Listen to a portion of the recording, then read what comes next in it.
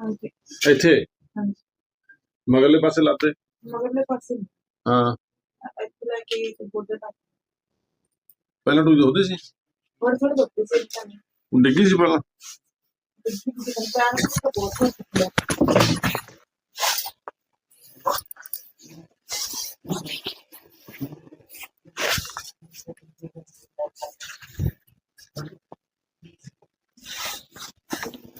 That's nice. Nice.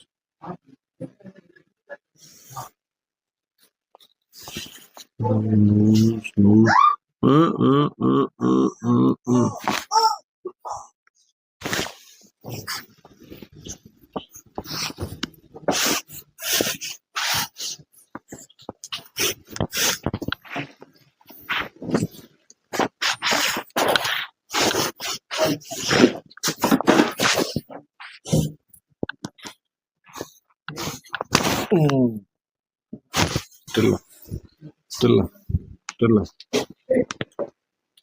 Yes.